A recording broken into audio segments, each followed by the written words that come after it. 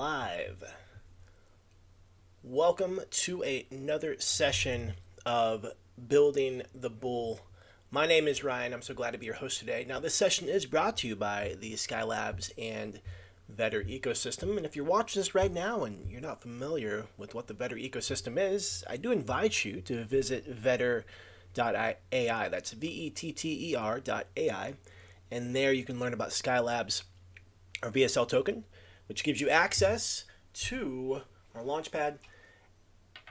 And you can also learn about the CrowdX Calendar, which when you hold a Vetter token, you actually get access to the CrowdX Calendar. Go ahead and drop a hi, hello, letting everybody know where in the world you're watching from, as we do have a worldwide audience. Welcome, welcome, welcome. In the last year, over 16,000 crypto projects launched, and how would you like to get paid to share quality crypto pre-sales on our CrowdX Calendar? We've paid out literally thousands of dollars worth of cryptocurrency to our community members who've posted projects on our CrowdX Calendar. That's what these sessions are about. They're designed to equip you with the knowledge, insights, prepare you with questions and things like that to support you in researching and finding your own crypto projects to add to our CrowdX Calendar. Now, we work together as a community. We do something called crowdsourcing. And I think it's one of the most underutilized processes in the crypto space. Crowdsourcing is super powerful and important because it allows you, with your perspective, your time availability, your skill sets, and your knowledge to contribute just a little bit. And when you have someone like Carl, and someone like Crypto Spirit, someone like Mang, all sharing their perspectives, their insights, their knowledge, they're just a little bit, it makes a whole picture for everybody. Everybody wins. It's literally the ability to leverage other people's time, experience, and knowledge. It is absolutely incredible. And like I said, one of the most underrated processes in the crypto space. So we got Carl with us, we got Crypto Spirit, we got Mang. Hope you guys are having a fantastic day today. Now, in the last 9 months, we've recorded over 100, close to like 120, maybe even over 120 live sessions like this. 130 plus hours, because the session always goes longer than an hour. so we may have close to 150 hours where the whole purpose is, like I said, supporting the community and navigating the CrowdX Calendar, finding, fantastic projects to talk about, raising concerns about projects that maybe, hey, I don't know about this. What did you find out about this? What about this? And like I said, paid out thousands of dollars worth of crypto in the process. Now, this process is just a step in working together as a community, okay? And this live session is really a step in that process, okay? And anything that we talk about here is not financial advice. It's not to be taken that way at all, okay? Now, one of the things I did want to share, last week I finished up the book, The Psychology of Money, and it was an interesting read, definitely an interesting read. And one of the things that I've been doing daily, there's a book called The Daily Stoic by Ryan Holiday. And I'm not sure if you're familiar with Ryan Holiday. He's written a handful of books. One was Obstacle is the Way. That was like a really big, successful book that he had. I have it on my desk. I have not read that. I may read that next. I'm currently reading The Richest Man in Babylon again. But The Daily Stoic, it's just like daily readings. And there's some really cool readings in here that I just wanted to go over just briefly. And you may be wondering, if you're tuning in and you're brand new, like, hey, aren't we talking about crypto? Aren't we talking about pre-sales? Who is this knucklehead talking about mindset, personal development, and reading books? well, if you want to make it in this space, you got to have the right mindset. You got to have the right perspective. And if you're not working on yourself, other things are working on you. And if you wake up one day and wonder how you got to where you are, that could be an indication of how you got there. if you're not focused in on yourself, and if you're not focused in on what you're putting in your mind and what you're feeding, your environment will take care of it for you. And so super important to constantly feed your mind. So we got Luis with us, Phyllis, Jaffrix, Ricky, hope you guys are having a fantastic day today. So again, I'm going to read just a couple of these sections from the Daily Stoic. They're just real short, but basically you just read one of these a day and just kind of think about it all day long. But January 1st was a good one. January 1st says control and choice. The chief task in life is simply this: to identify and separate matters so that I can say clearly to myself which are externals not under my control and which have to do with the choices I actually control. Where then do I look for good and evil? Not to uncontrollable externals, but within myself to the choices that are my own. Hey Wanda, hope you're having a great day. So then Ryan Holiday goes on to write, and that was from Epictetus.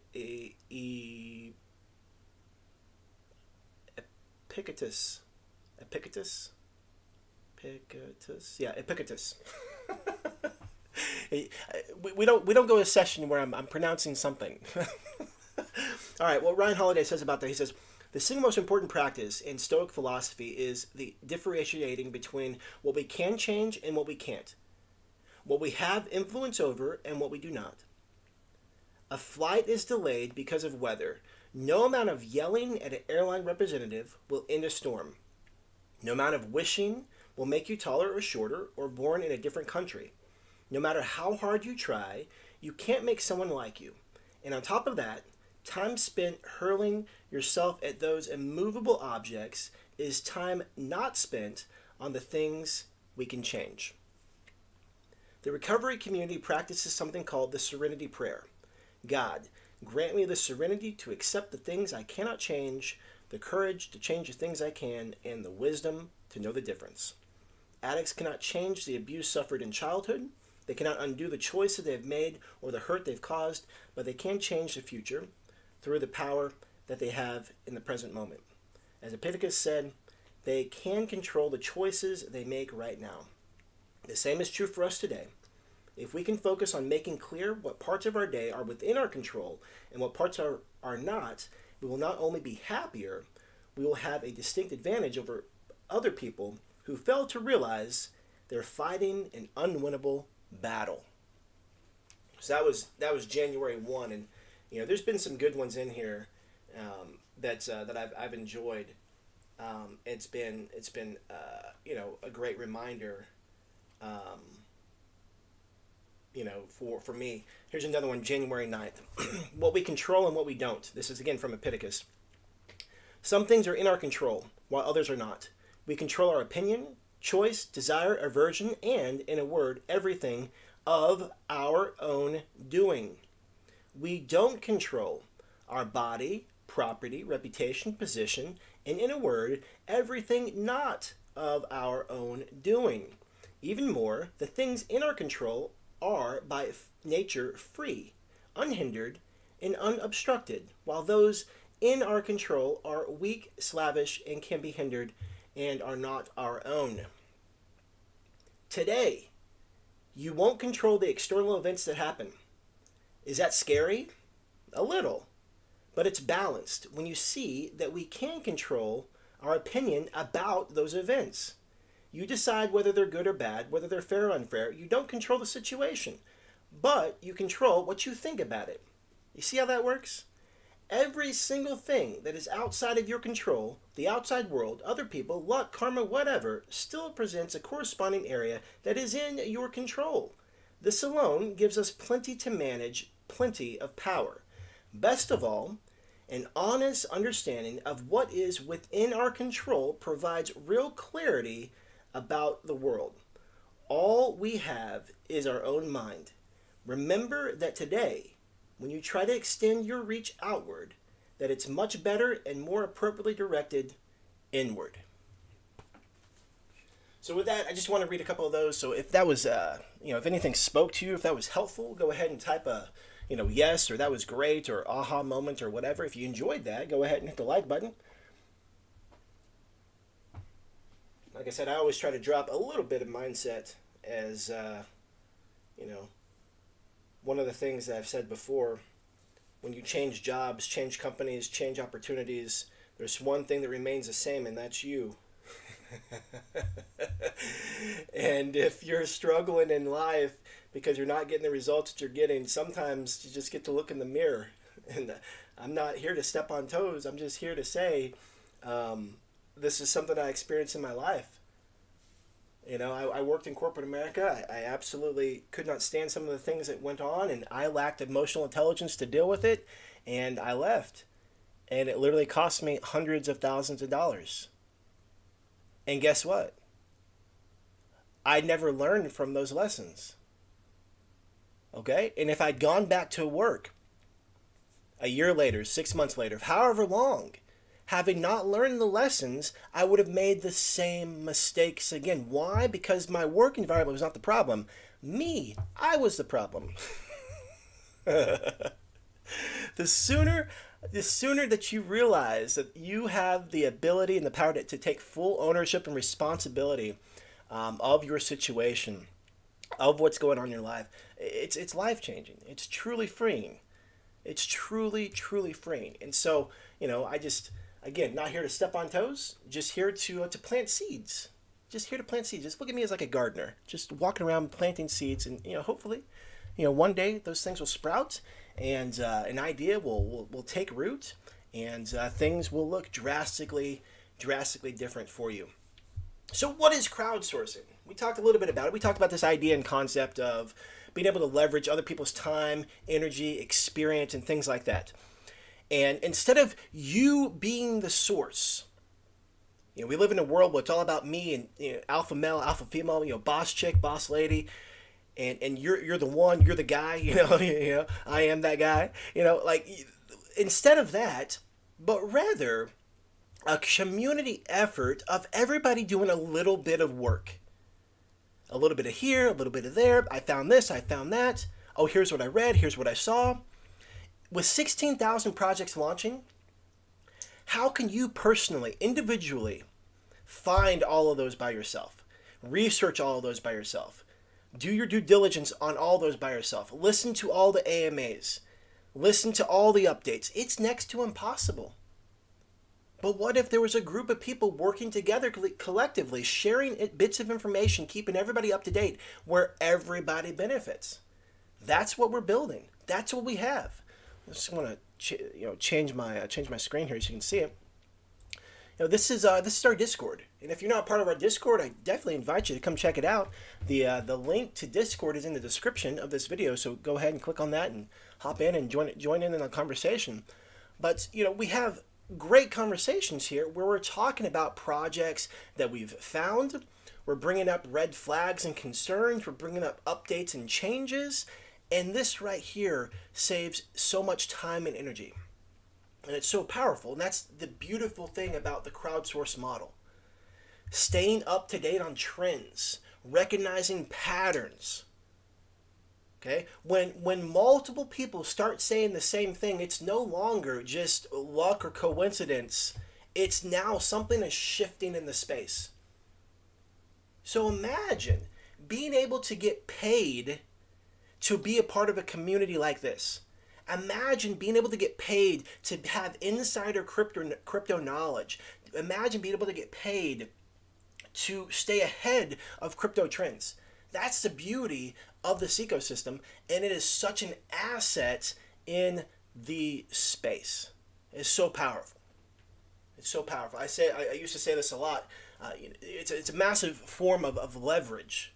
Leverage is the ability to do more with less. The ability to do more with less.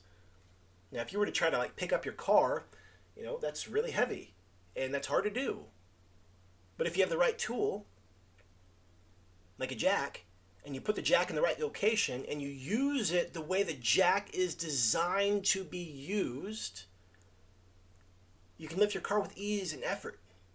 No effort. It's effortless. And that's exactly what this community is about. Those who are contributing, those who are sharing, those at the very least who are reading what's going on. It's like using a jack. You're up to date with the trends. You're up to date on market movements. You're up to date on insider information that you would not be able to find by yourself, or it would be a full-time job trying to do this. And that's the beauty of what we have in this community. And there's absolute rock stars here. And so you can see, these are some of the conversations we've had. There's a couple of projects that were, going through pre-sale yesterday, and a couple upcoming projects. I mean, even the project that we're going to look at today, came because, people wanted to talk about it. People wanted to look into it. But there's so much value in being able to communicate with other users and things like that. Now, I did want to give an update on a project. This is a project that we talked about a couple weeks back.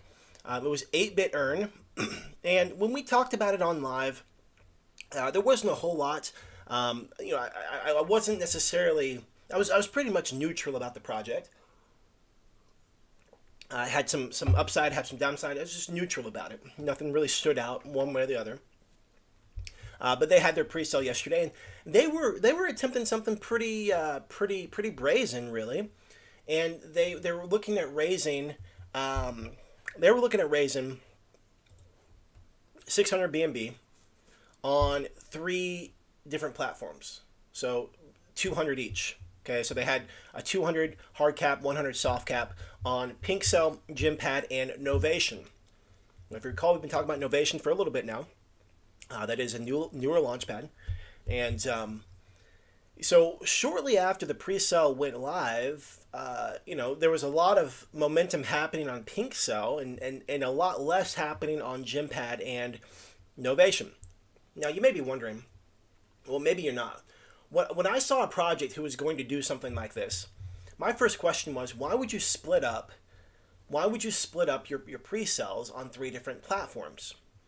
And their response to me, this particular team, not 8-bit earn, but the particular team in question, they said each platform has its own network.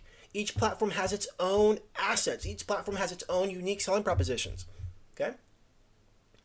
And so when projects are looking to launch on a network, on a platform, they are looking at what's in it for them. Okay? They're looking what's in it for them. What communities are attached to these networks? What community is attached to Gympad? What community is attached to PinkCell? What community is attached to Novation?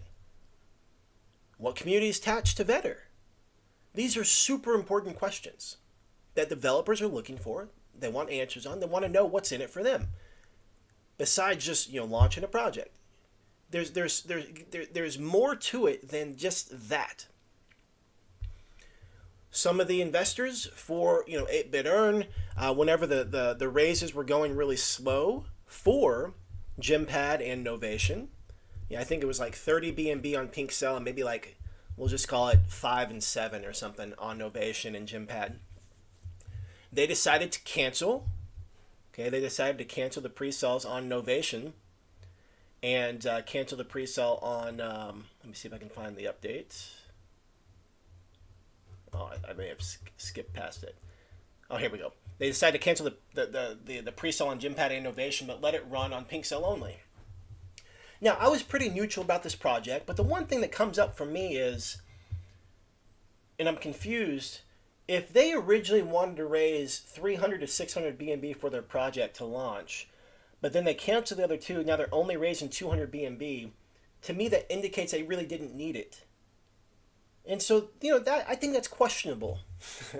As a scout looking at a project, that's one of the things you want to, what's the money for? What are they trying to accomplish? Do they need it? What are the funds for? What are they going to use the funds for? And so that's obviously a third. That's drastically less than what they were shooting for.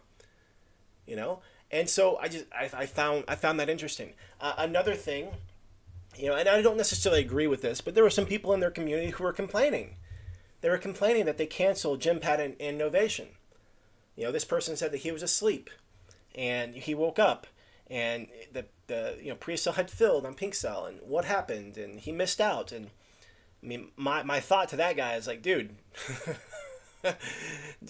if you were serious about taking part, you would have made a point to take part. Having said that, though, on the one hand, I appreciate the 8-bit earn team for taking action quickly, but at the same time, was that a did that hurt their community? Did that hurt their raise? I don't know. Is it because it's a smaller raise? Is that actually going to support them better at launch? Because people were not able to take part of it. Who knows? We're going to see. We'll get to see whenever launch happens on the 23rd. So definitely worth watching. But one of the interesting things though was, and this is one of the things I pointed out yesterday, I had recently found a project called STFX, and their pre-sale started yesterday, and they raised like 2 million in the same amount of time as 8-bit had only raised like 40,000. There's a very big difference, significant difference in the amount of hype and energy and momentum that both of these projects come to the table with. And so that's one of the things that that makes it what you're watching for. And so clearly one project had enough energy, momentum, hype just from a whitelist spot only to raise 2 million, and then the other one struggled to get 40,000. And Ming brings up something that's pretty important. 8-bit Earn was looking at 3 different dexes. Each launchpad was going to create the liquidity for one dex. So the same thing as Nano Network, which is another project that ended up struggling. And so it's kind of interesting seeing this, because this is not the first time we're seeing these pre-sales failing. Again, I've brought this up multiple times. Is it a sign of the times? Is it a sign of what's going on? What's going on? It's definitely worth noting. And again, you can try to just keep up with all this stuff on your own, or plug it into a community where people are connected to that stuff, and you can get insights from them. Up to you, totally up to you. But again, the beautiful part of the community, working together and seeing that stuff. So yesterday I thought it was pretty great to see the hype and excitement between the two communities, and just the big difference between what was going on. So those types of conversations are happening. Conversations on microcaps are happening. Conversations on pre-sales. Conversations on what to scout and how to find and all the different things. Again, so if you're not part of the Discord, if you are part of the Discord, definitely invite you to chime in on the conversation with your perspective. If you're not part of the Discord, again, the description has the link to Discord. You can check that out. The description of this video, you can check it out there. But a wealth of knowledge, wealth of information here, where everyone can contribute and learn from each other. Now, I will note that it's definitely worth noting, Novation, they did fill a private sell, not necessarily a token launch, but one of their new utilities. And, they raised $2 million last week within seconds. I mean, they raised more money in shorter period of time than this other project did, the STFX. And that community is really focused on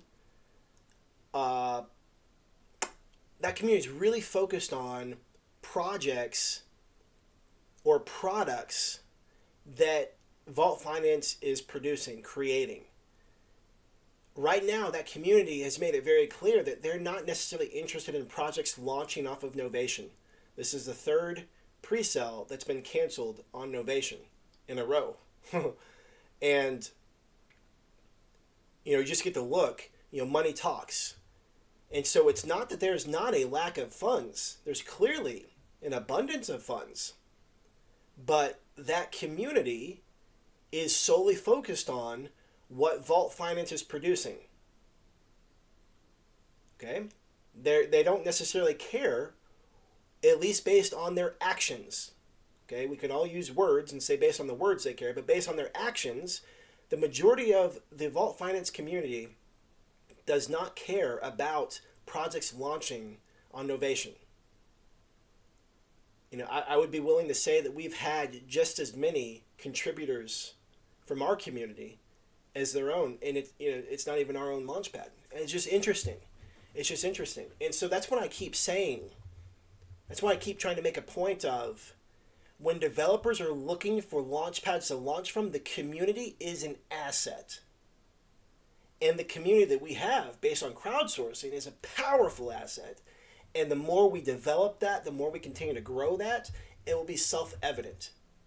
It'll be self-evident. So that's how I tied all that together, put a little bow on top. So if that makes sense, go ahead and give me a thumbs up if that makes sense. If you're picking up what I'm putting down on how our community is a major asset, and our community builds out the ecosystem.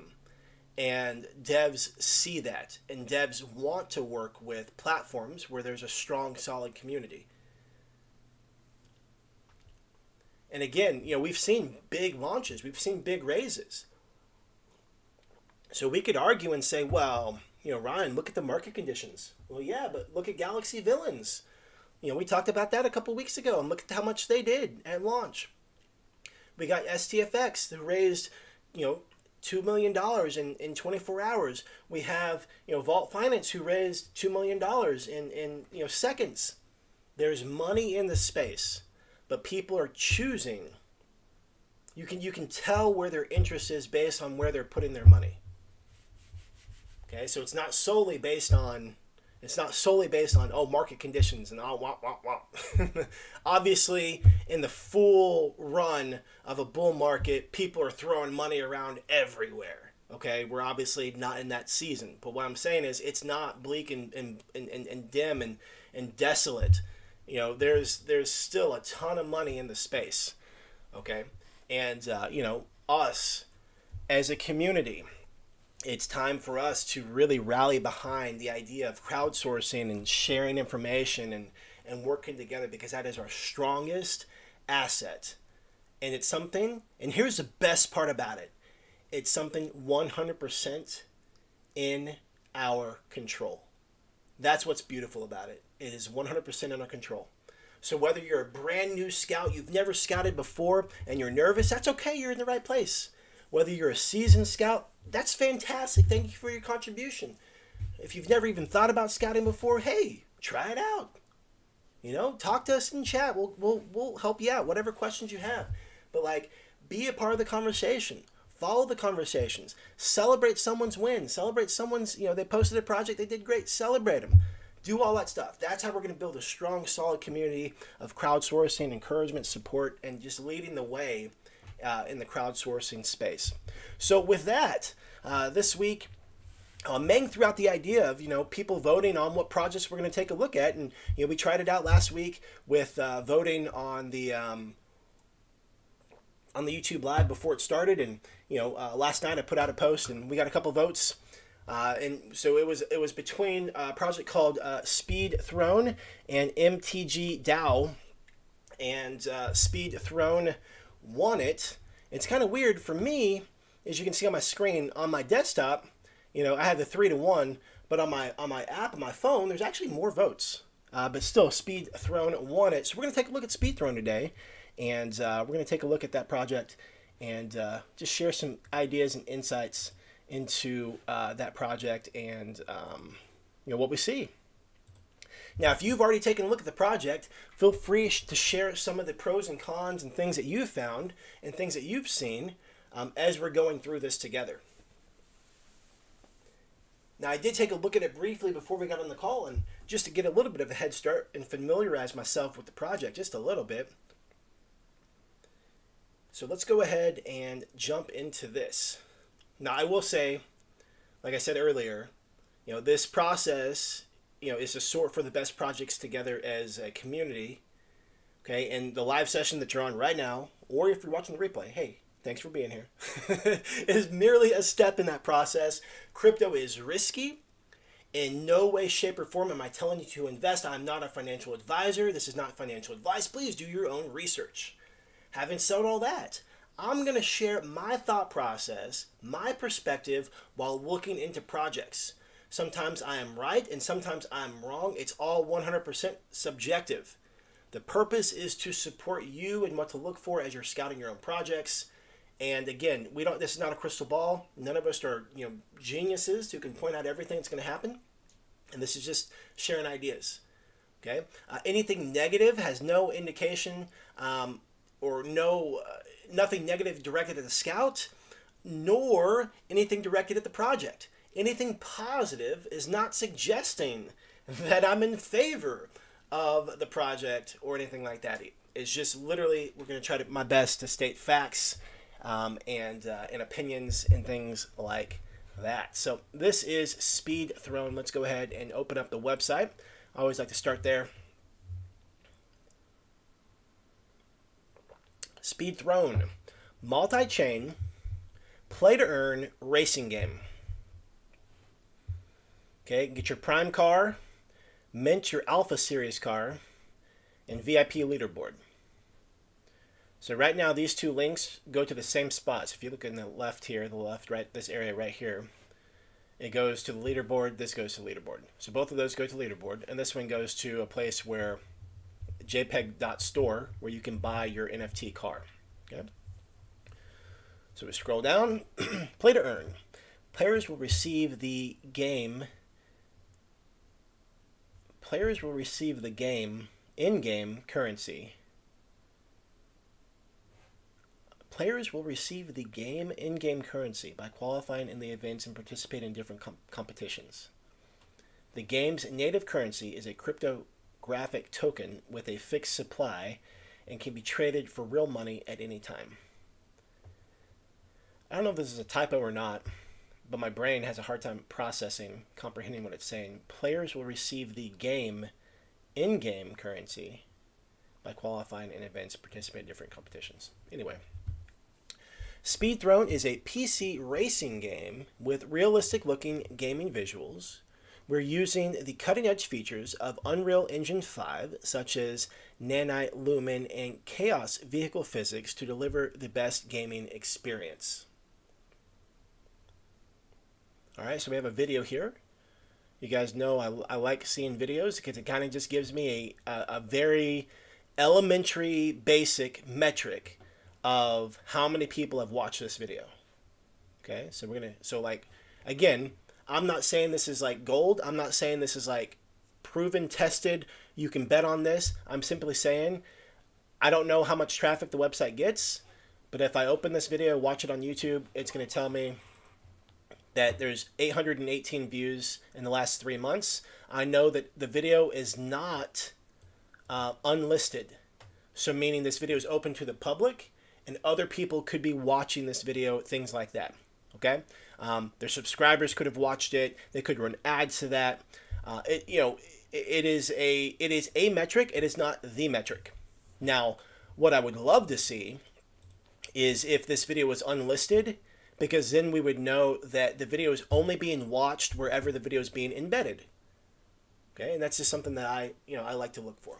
Okay. Hey, welcome Mark, welcome Ralph. Hope you guys are having a fantastic day. All right, so we have 814 views. We got 6 comments. So it doesn't necessarily indicate it's been botted. All these icons look like they're different, meaning they're not all from one geographical location like we've seen before. And, comments, likes, this is pretty normal. Okay, it's pretty normal. Nothing brings up any concern or red flags or anything like that. Let's go ahead and check out the channel. Now, they only have 66 subscribers, so not a whole lot. The scout said that they've been doing dev streams, so it looks like the dev hops on and talks about the game, shows the game demo and things like that. Okay, so we can click this and take a look.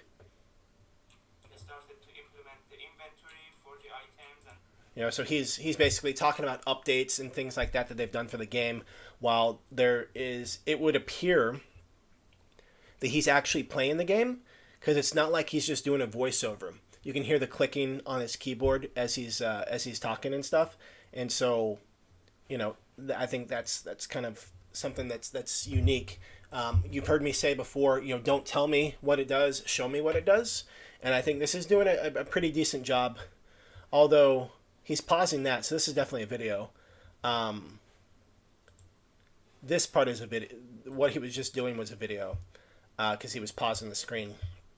But, that saying of don't tell me what you can do, show me what you can do. So he's showing how the game functions and how it plays and things like that. All right. Multi-chain NFT integration. The NFT assets of the game reside on Cardano blockchain as well as multiple layer 2 ZK rollup protocols on Ethereum. This makes it possible for people from different blockchains to compete against each other inside the game while their assets are locked on different chains. Fair and free play to earn. Participants in the play to earn challenges of Speedthrone is free of charge. No NFT requirement or subscription fees. However, the NFT owners will have access to events with much higher reward pools. Now that's really cool. I like from a gaming perspective, I really like the idea of free to play. I really appreciate that because sometimes there's models of pay to win, meaning you can buy stuff which makes you have an edge over your competitors, which then makes you continue to win. That's pay to win. Free to play is cool because you can hop on there, play, and actually build up. So, for example, someone who potentially maybe they don't have the funds to buy an NFT or tokens. Perhaps they're in a third world country or somewhere where the funds are tight. They could potentially play the game and earn things, with the potential to earn some cash. Now, I don't know what the conversions are, anything like that, but I like that kind of thing. Now, he did say that people who do pay have access to events with much higher reward pools. Okay, so basically, if you do have an NFT, your prize purse could be bigger, and you have access to races that could have bigger prize purses.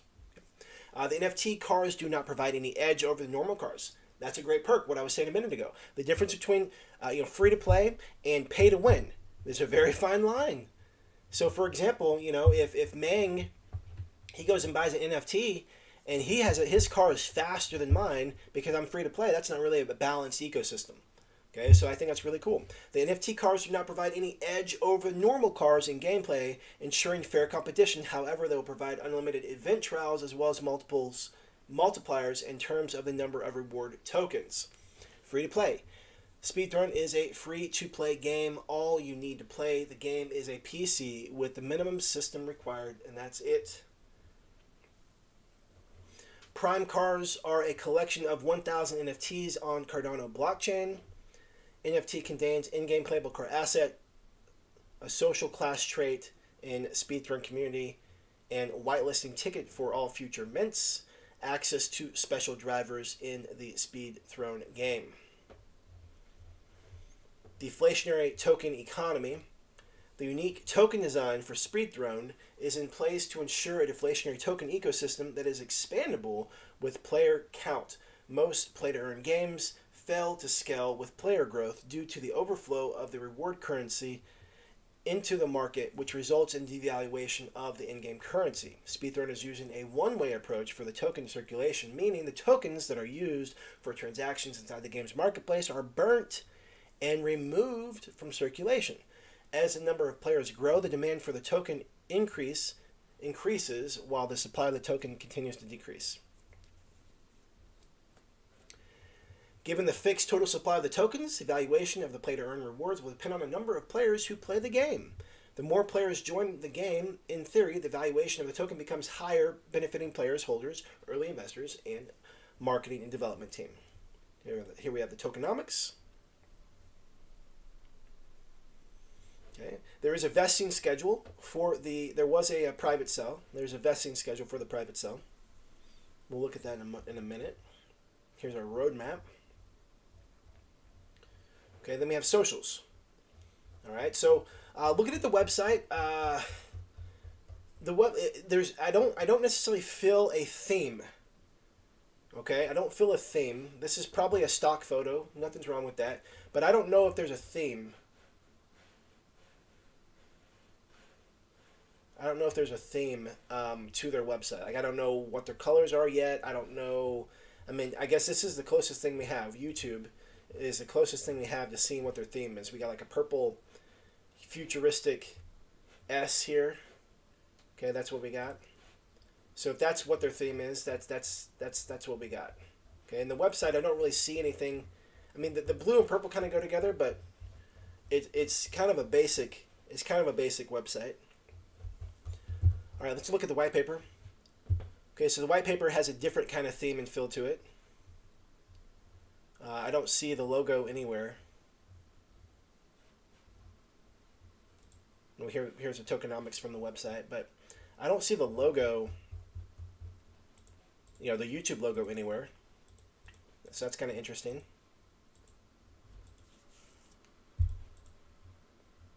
Okay, we didn't see any team information here, but I did see some team information here. Team.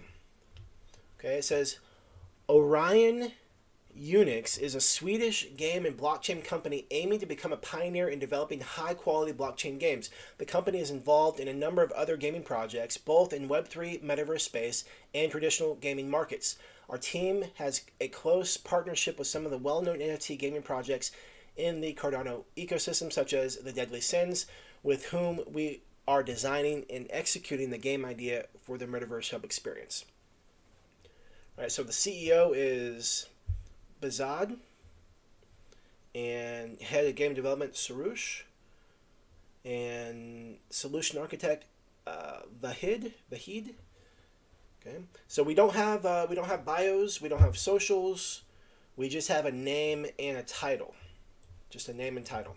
Now, one of the things that I already started digging into was I dug into the website. So I went to Whois, just to get an idea of how long the domain has been when they acquired the domain name. And domain name was created on January 19th. Okay, so Speed Throne was generated on January 19th.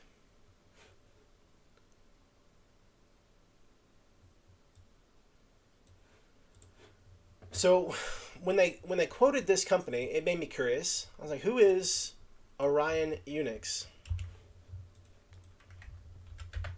Oh yeah, I forgot that can't copy it that way.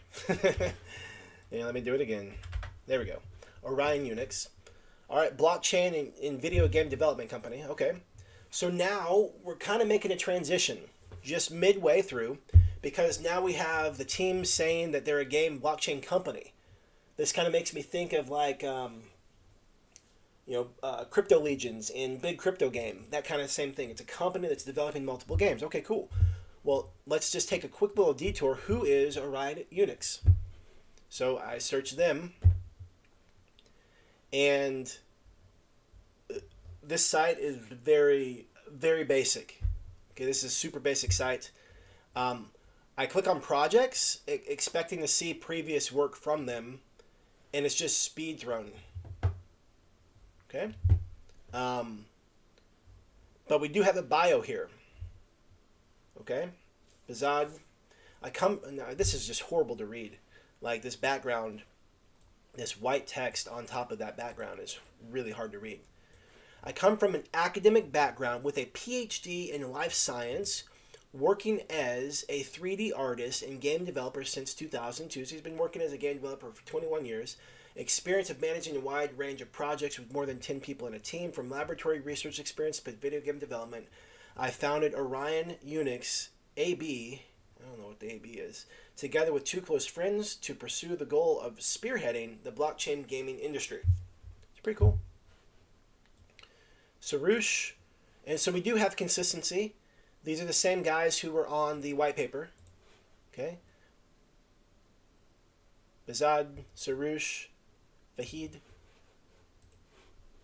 Bazad, Sarush, Vahid. Creating moving pictures has always been my biggest passion. My primary software is Autodesk 3Ds Max. My main specialty is animating, but being in the field for almost 15 years has made me become highly experienced in every part of making a video game. I'm an experienced senior software engineer, demonstrated history of working in the computer software industry, true believer in DevSecOps. I've been interested in blockchain technology for a long time. Found it extremely relevant to work on bringing decentralization to the general public and mass adoption. What better way than video games? And then here's some other team members that were not on the white paper, I don't believe. Nope. But they just have their names here. This website is really this website's kind of horrible. Um, I mean, like they have a logo here that's not in sync with anything else, and I'm not really sure what that's about. When you click work with us, nothing happens. Okay, you click contact, and there's an email address here. Okay, so this is just really basic. They just threw this together just to have something up and running. The only reason I bring this up, the only reason this stands out to me is if they didn't say this, if they didn't talk about this right here, I wouldn't think anything of it. But because when they talk about the team, this is the first thing that they said. A Swedish game and blockchain company aiming to become a pioneer in developing high quality blockchain games. I mean, I guess they're saying they're aiming to become, meaning they're not there yet. So I guess I'll give them some credit for that. But like, I just kind of had expected a little bit more when that's the first thing that they quote. So just something to keep in mind.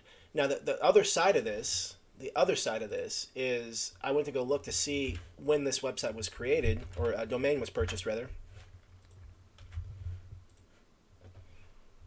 And it was purchased on February 21st. Okay?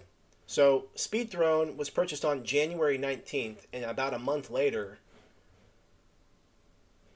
Orion was formed.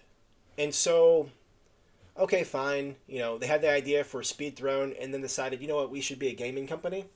But it wasn't like they were a gaming company first to set out to create a new game. It happened in order of Speed Throne, then Orion Unix. Again, I'm not stating that it's right, wrong, negative, positive, nothing. I'm just trying to state the facts and connect the dots. Okay, so you can feed into that however you want to feed into that. Again, maybe no relevance whatsoever. Okay.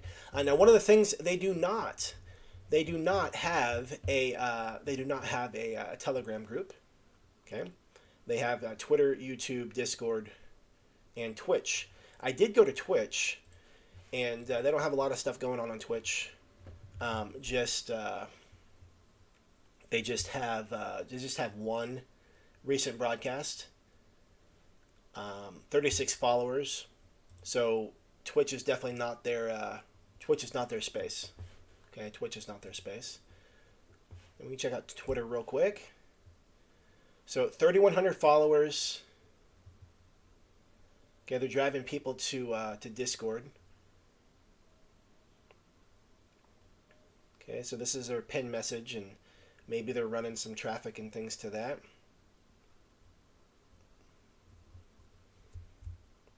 Looks like we have some decent engagement on some of these tweets.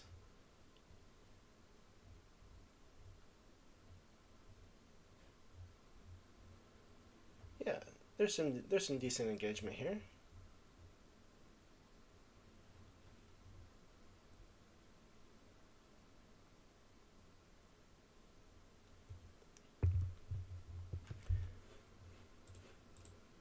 Oh yes, thank you, Meng. Meng says the person exists, found their home address. Yeah, so I did search. So it was helpful. This bio right here gave me enough information to search him, to search Bazad. So if you search him, oh, I keep doing that. Let me go back to. Let me go see if I can search this name right here. I did find him on LinkedIn, Bazad, LinkedIn, and I believe. I don't remember which one it was. Oh, this guy right here. So I did find his LinkedIn page. Co-founder of Speedthorn, Play to Earn. Another thing that is worth mentioning, his face. He is in all these videos. It's him talking in all these videos, as he's giving the updates and things like that. All right, so now let's see if we can hop into the Discord and see what Discord looks like. So we have 3,700 members with 564 online. That's pretty good. Let's join up. I'll click it. Oh, I'm in. I'm in it to win it. All right, announcements. Okay, this was today. This is an announcement that was just a handful of hours ago. It's a lot of engagement. Now, obviously, everyone can click on all of these, but still, 39 is still a lot. We wanted to give you some more information about the awesome benefits of having Prime Car NFT for our upcoming Alpha Season Mint. You still have about 2 weeks to plan for the Alpha Season Mint, in addition to the benefits we previously mentioned in our last infographic, which can be found here. Holders of the Prime Car NFT can mint up to 3 Alpha Series NFTs for each Prime Car NFT they have. Snapshot will be taken. On top of that, those with the King Roll can mint up to 7 Alphas. And those with the Prince can mint up to 3. Quick reminder, if you hold different sets of Prime Cars, you accumulate VIP points. For every 1,000 VIP points, you will earn 1 free Alpha Series NFT. You can also participate in our daily Prime holder raffles. If you want to increase your chances of winning, be sure to watch the VIP game video with a link to that there as well. Now they were saying that there's like a leaderboard where we can go back to the website here. The leaderboard did indicate that you actually could earn earn crypto being on top of the leaderboard and things like that. So another way of earning, I guess you can have the ability to earn through races and winning races, but additional options for people who are good at the game and things like that. I would imagine that when we look at like revenue, how are they going to provide or generate revenue? I would like to think that the revenue is going to come from NFTs, the selling of their NFTs and things like that. Let's see.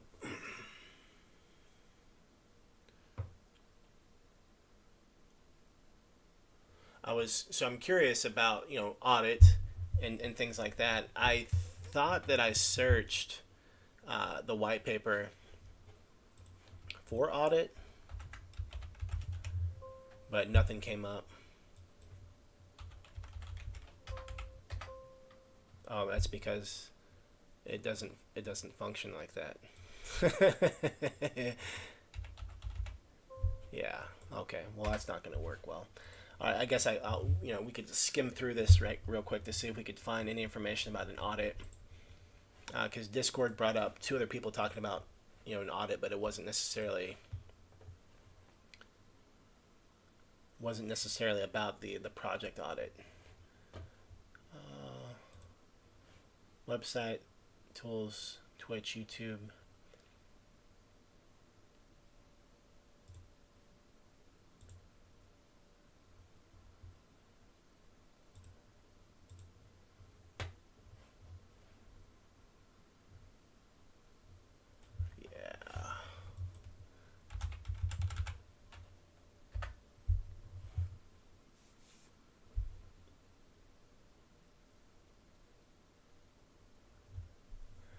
So I'm just, sometimes I find, as it relates to like finding information quick, I do like Telegram for that. As organization goes, Discord is fantastic.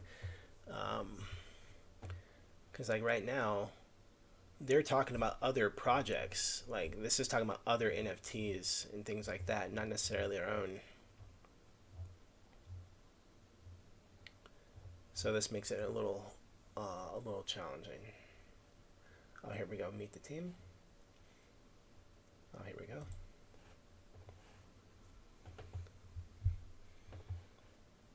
Meet the team.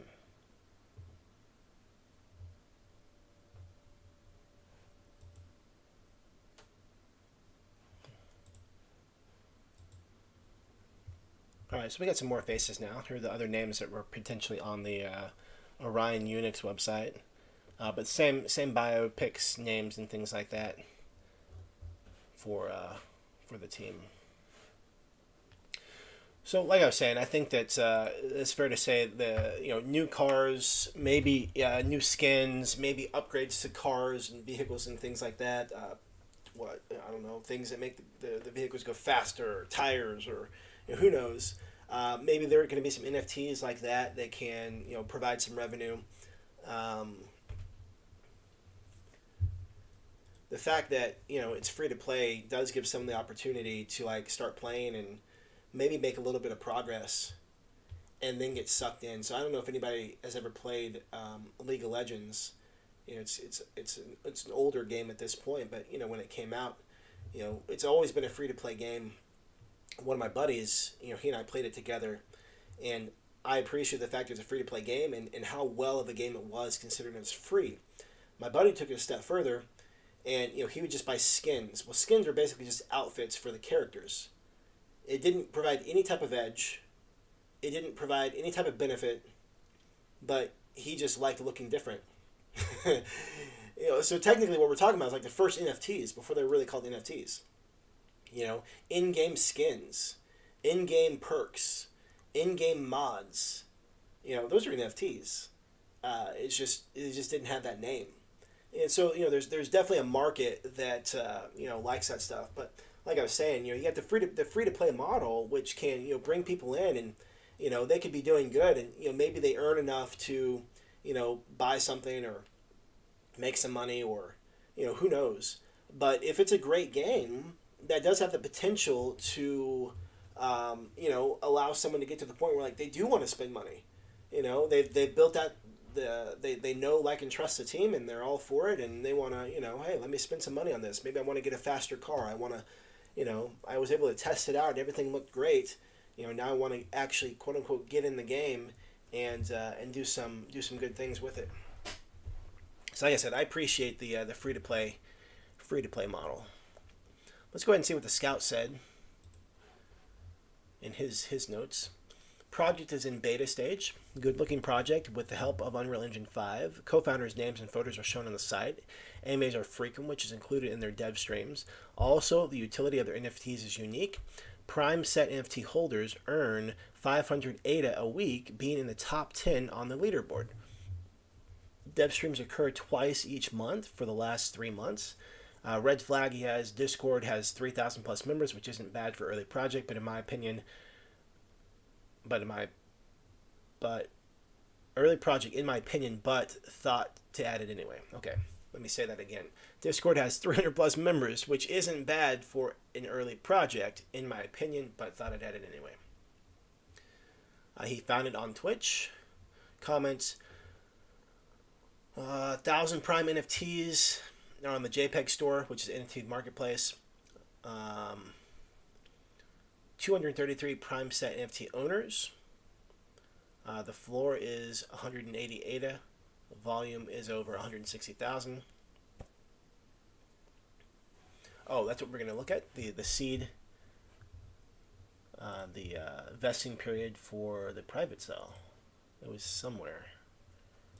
I did see it somewhere.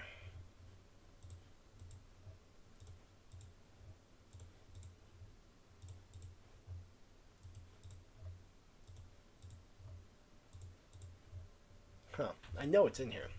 Like, I know that I saw it.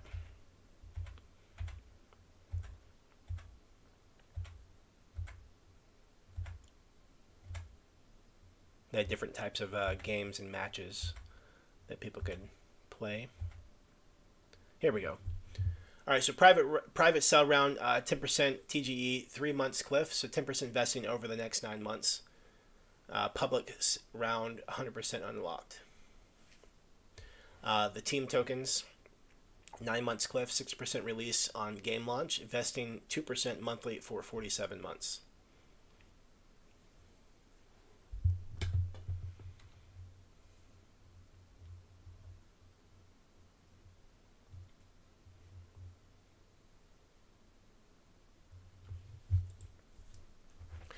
Yeah, so the one thing that I would just say about this, the one thing that I felt I was a little confused about, on the white paper, Orion Unix, I suppose it was my own expectations, and I don't know if anybody can relate.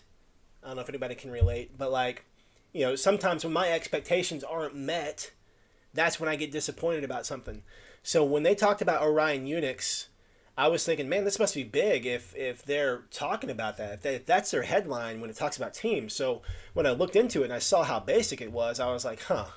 It made me take a step back and think, oh, what's really going on here? But when I look at it, it just seems like they had an idea for a game, which would be this speed throne, and then they're thinking, well, hey, you know what? Maybe we should make this official, and this will be our gaming company, you know, based on how they purchased the domain names. That's how from a data perspective, that's how it looks. Who knows how it actually happened? But as I looked into it, everything else matches up. We have the same names found on LinkedIn, the same story. We have the same team information that was on their website as it is on their in Discord. So there's consistency is what I'm trying to say. There's consistency. Even though the branding is absolutely horrible on this, it kind of looks a little sloppy. You take that aside, and the data does check out. It's consistent amongst the three platforms, as in website, white paper, and Discord, and that's worth something. And Meng brought up a good point that there is significant engagement on these posts. People are engaging and talking and things like that. Let's see how active the general pop is. All right, so here's all this is from today.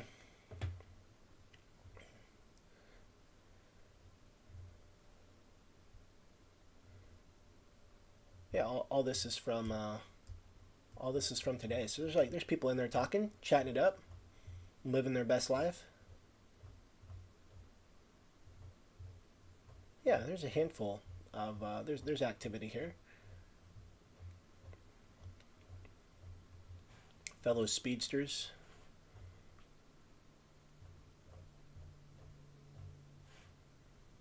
Fan submissions.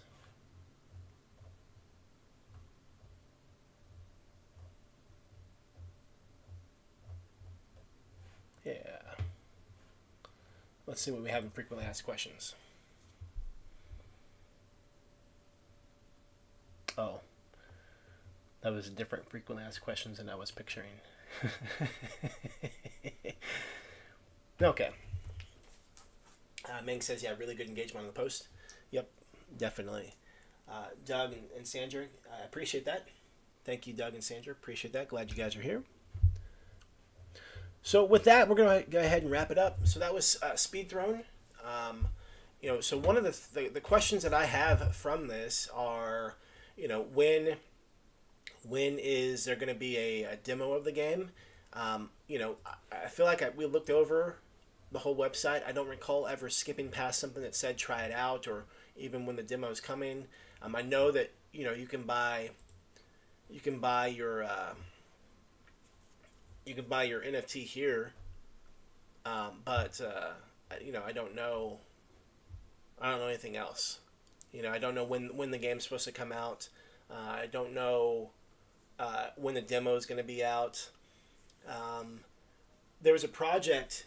Yeah, Meng says win game. There was a project that I had. So guys, I have a couple projects just been lingering with me for months. Okay, there's two still I haven't shaken off. They haven't launched. And I added them to the calendar in November and December of 2021. So I've been carrying these projects for 13, 14 months. And now one of them, before there was just two, there was three or four. The most recent one that finally launched, it was a project similar to this. It was a gaming type project. And they had their NFTs. They sold their NFTs early on in the process. And so there were people who had their NFTs for like months upon months upon months. And I don't remember. Let's just go ahead and take a look real quick. I don't remember when the project launched. I don't remember what it's called. Like as soon as it launched, like I just said peace to it. It's like get out of here. Like I'm done. Adios. I can't even remember what the name was. It was Speedrunner.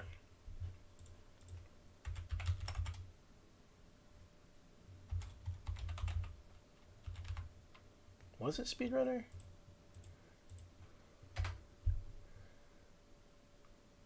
No, I don't think it's Speedrunner. I don't remember what it was. I carried it for so long, I can't even... Maybe it wasn't Speed. Maybe it was something Runner. It was something Runner. Let's see here. I'm going to find it. I'm going the wrong way. Street Runner. Street Runner. Here we go. Here we go. Here we go. All right, here's Street Runner. So again, I added them to the calendar early on, and they had done their NFTs, and they were trying to create a no-brainer offer on like, oh, I got to get it now, and people had their money tied up for a long time. So let's just see how they fared. I don't even know at this point. Don't even know. They're sitting at 4 million market cap.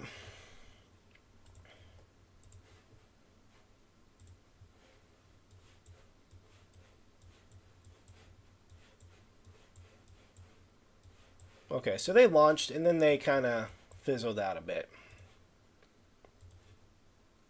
So 1.3x, they were above pre-sale price for 11 days. So they were profitable on the 24-hour time frame and the 7-day time frame, not the 30. But yeah, it was something similar. As I was looking at speed thrown, the difference is I don't think that they were using Unreal Engine 5 or anything like that. So anyway, those are just my thoughts on Speed Thrown. Hope that that was helpful and you got some insights into some projects and got some questions to look at other projects, and supported you and getting some questions to ask this team. What's in the gap, like we were talking about. When's it going to launch? How long away? How much longer for development? Another thing is, I guess all the development funds, I believe I read somewhere, the private sale funds are what funded the development so far. And so, it's a balancing act, I suppose. Was it enough that they raised to continue development? Was it enough that's going to sustain them until they're able to launch? The sales of the NFTs, is that's what keeping them afloat? Things like that. And then when that's out, obviously there's still a lot of way. There's still, you still got 75% left to go. I guess more than 75%, but so I guess there's still a lot of funds there that could be had. Yeah, so those are some of my biggest questions. When's it going to come out? How far along are you? Do you have the funds to sustain that? So that's what I would be. That's what I'd be looking into. So with that, we're going to wrap it up. And like my mentor always says, life can be short. So for those that you care and love, let them know you care and love them. Hey, I appreciate you guys. I love you guys. Thank you for being here. Thank you for being a part of this community and for contributing and making it what it is. Like we started off in the conversation saying, crowdsourcing, contribution, things like that. Like that is a major asset in this space. And what we're creating is the lifeblood of the ecosystem. So thank you for being here. Thank you for your contribution. And I will see you live next Thursday. But in between now and then, I'll see you in Discord. Bye for now.